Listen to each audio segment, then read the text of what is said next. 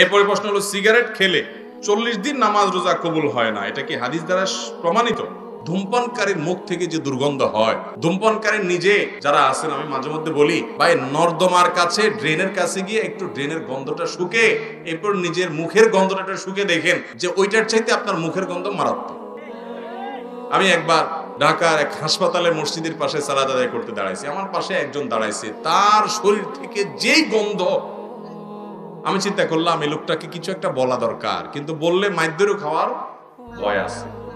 তো আমি তাড়াতাড়ি পকেট থেকে কাগজ কলম নিয়ে বের করে সুন্দর করে লিখলাম, ভাই যেই গন্ধ ভাই আজকে আমি শুকতে হলো, আমার সালাত নষ্ট হওয়ার উপক্রম। কি সালাত আদায় করছি, মনোযোগ পুরাটা আপনার দুর্গন্ধে আমার দখল করে নিয়ে গেছে।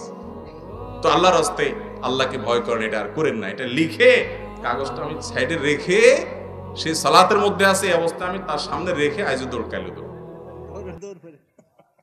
যে আমার দরকার হলো তার নাসিহা করা, মাইদ্যর খাওয়ার তো দরকার নেই। তো নাসিহার কাজ তো হয়ে গেছে, লিখে দিয়ে আসছে। ভাইরা আমার, যারা ধূমপান করেন তাদের মুখে এরকম বাজে অবস্থায় তৈরি হয়। পৃথিবীতে ক্যান্সার এখন এত ব্যাপকভাবে ছড়াইছে, আমাদের দেশের কথা যদি আপনি বলেন, ঘরে ঘরে জনে জনে এখন পরিবারে পরিবারে ক্যান্সার। এবং ক্যান্সারের অন্যতম বড় কারণ হলো এই ধূমপান এবং জর্দা।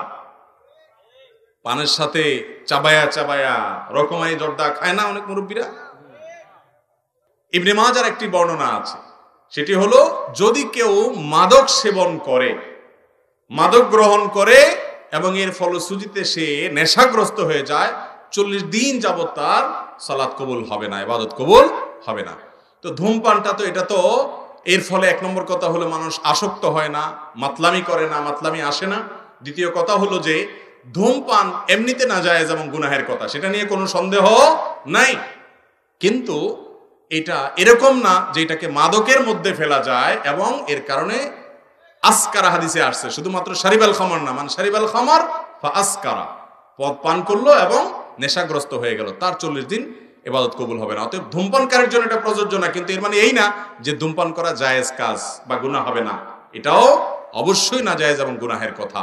নোংরা একটা জিনিস এই ধূমপান, বিষপান, লেখাই আছে যেটা স্বাস্থ্যের জন্য ক্ষতিকর, তারপর আবার পয়সা দিয়ে কিনে খাই। আল্লাহ তাআলা আমাদেরকে বুঝার তৌফিক দান করুন। এই নোংরা জিনিস খাওয়া যাবে না ভাইরা। কিন্তু 40 দিন ইবাদত কবুল হওয়া না হওয়ার যে হাদিস, সেটাই ধূমপানের ক্ষেত্রে ফিট হবে না। অনেক রাত হয়ে গেছে, আর দরকার আছে।